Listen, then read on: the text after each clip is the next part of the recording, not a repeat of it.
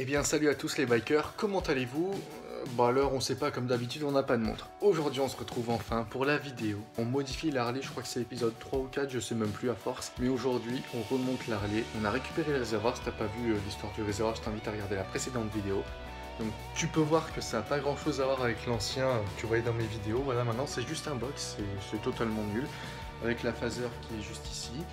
La Harley pour le moment elle est dehors, sinon je peux pas marcher. J'ai récupéré mon réservoir, j'ai dû l'amener en peinture. Le résultat est franchement top. Une fois récupéré le réservoir, il a fallu le remettre sur la moto.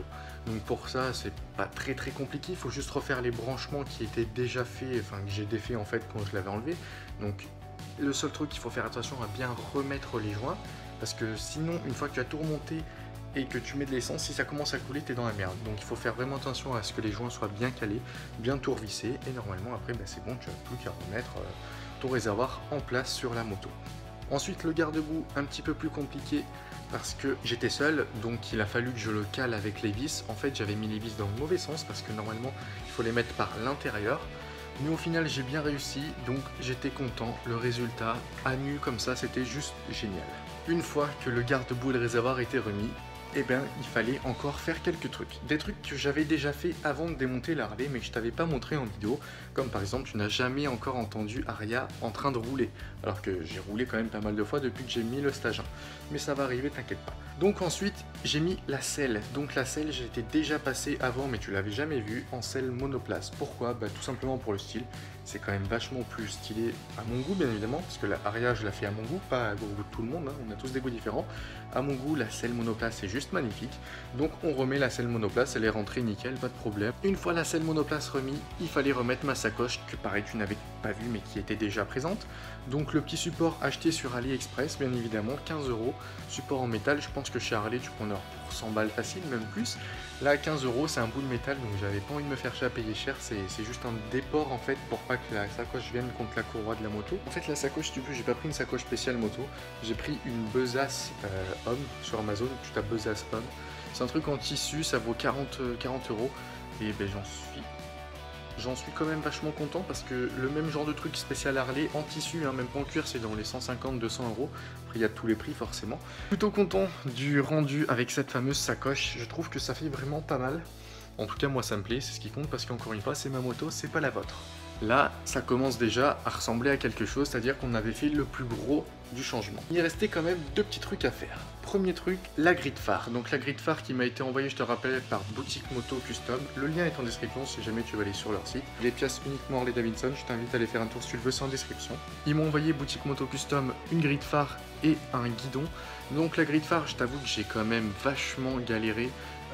Je savais pas comment l'installer, donc j'ai regardé un tuto. Au final, une fois que tu as vu le tuto, c'est quand même beaucoup plus simple. Donc en fait ça vient remplacer le cerclage d'origine et ça fait une gueule de ouf. Alors ok, il y en a beaucoup qui ont ça sur leur Harley, mais c'est comme beaucoup de trucs quand tu modifies tes motos. Ta moto elle va être comme tu veux, mais il y a des pièces que t'as pas le choix et beaucoup de gens les ont. Mais c'est comme ça, au moins ma moto maintenant elle est comme je le veux. Donc la grille de phare, une fois qu'elle est installée, il restait le guidon. Je te laisse découvrir ça tout de suite parce que j'ai bien filmé pour le guidon. Alors mon petit conseil, si tu es quelqu'un de manchot comme moi, quand tu as une peinture neuve ou même si ta peinture n'est pas neuve, protège ton réservoir. Donc tu vois, je vais mettre une serviette dessus. Parce que là, étant donné que j'ai utilisé des outils à ce niveau, là, enfin de partout, il y a moyen de rayer le réservoir. Étant donné que c'est neuf, même quand ça ne l'est pas, t'as pas envie de rayer ton réservoir, donc protège-le. C'est mon petit conseil, c'est gratuit et je ne suis pas mécanicien, on apprécie. Voilà, donc là on voit bien la différence entre les deux guidons, parce que ça y est, j'ai terminé de l'enlever. Alors comme tu le vois, sans guidon c'est assez spécial. Moi, mon gros kiff que j'aimerais, c'est avoir un guidon qui fait comme ça. Tac, tac, tac, tac. Donc les guidons surélevés, sauf qu'en fait, quand tu changes ton guidon que tu mets surélevé, il faut changer tout le câblage, c'est-à-dire les câbles électriques, accélération et tout. Il y en a pour à peu près 500 balles. J'ai pas envie de payer 500 balles juste pour des câbles, donc c'est pour ça que j'ai choisi un drag bar. Et aussi parce que j'aime beaucoup le style. Donc tu vois, moi il est plat et à peine incurvé comparé à celui-là, tu vois, qui est quand même vachement incurvé. Donc ça c'est l'origine, ça c'est le nouveau. Et lui surtout, tu vois, il est surélevé alors que lui non. Et bien voilà, ça y est, j'ai terminé, le guidon est enfin mis, mesdames et messieurs, c'est magnifique, j'adore. Donc au final, à gauche, c'est bon, j'ai pu mettre la poignée jusqu'au bout, et ça passe largement. Et quand on est assis sur la moto, écoutez, il n'y a pas de problème, on ne ressent pas comme quoi on serait plus loin ou quoi. Non, c'est juste nickel. Donc maintenant, il suffit juste de tester en roulant, aussi voir si on voit toujours dans les rétros, parce que vu que le guidon est plus court, il y a possibilité que je vois plus que mes genoux, donc il va falloir sûrement trouver une solution. Mais sinon, c'est juste nickel, j'adore le rendu. En tout cas, c'est terminé. Maintenant, il reste 2 trucs à faire pour que je puisse te dévoiler Aria. Et ces 2 trucs, c'est les stickers, à gauche, à droite et sur le garde-boue. Pendant les plans, tu as sûrement vu déjà un sticker sur le réservoir. Je l'ai enlevé parce qu'au final, l'écriture ne me plaisait pas. Comme ça me plaisait, sur le réservoir, ça me plaisait pas. Donc j'en ai acheté d'autres, je les ai reçus et on va les mettre ensemble tout de suite. Voilà les fameux stickers. Donc celui-ci, je l'avais acheté au début, je voulais le mettre sur le réservoir en fait en biais, c'est-à-dire qu'ils partent, en gros pour te faire une idée, c'était qu'ils partent d'ici et qu'ils viennent ici. Alors je sais, ça c'est la phaser, mais c'est pour faire une idée. Et en fait c'était vachement compliqué, donc on a laissé tomber l'idée. Donc je l'ai racheté en beaucoup plus petit pour mettre à l'arrière sur le garde-boue. Et voici, merde, le mec il sait pas prendre. Voici ce qu'il va y avoir sur le réservoir. Je voulais un truc classe, et je trouve que c'est plutôt pas dégueulasse. On va voir ce que ça donne une fois sur le réservoir. Voilà, nous avons donc remis Aria à l'intérieur du garage. Donc oui, Harley Davidson sur tapis Honda, les bases, toi-même tu sais. Du coup, on va venir installer sur ce magnifique réservoir ce magnifique Harley Davidson.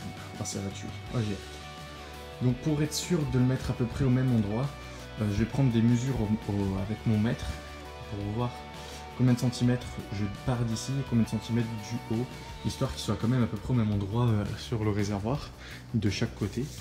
Et ensuite, celui-là, je vais le mettre vers ici. Alors, ce que je me disais, c'était le mettre plutôt tout à l'arrière, mais ce qu'il y a, c'est que malheureusement, c'est troué. Parce qu'en fait, quand tu mets la selle de place, si tu veux, cette chose-là qui sert à tenir la selle, c'est sur ce trou-là. Donc si je le mets là, c'est-à-dire qu'une fois que je mets la selle de place de temps en temps, eh ben, on ne le voit plus et ça va peut-être même l'abîmer. Mais bon, étant donné que pour le moment, je compte rester en selle monoplace, je vais le mettre ici et au pire, je changerai plus tard.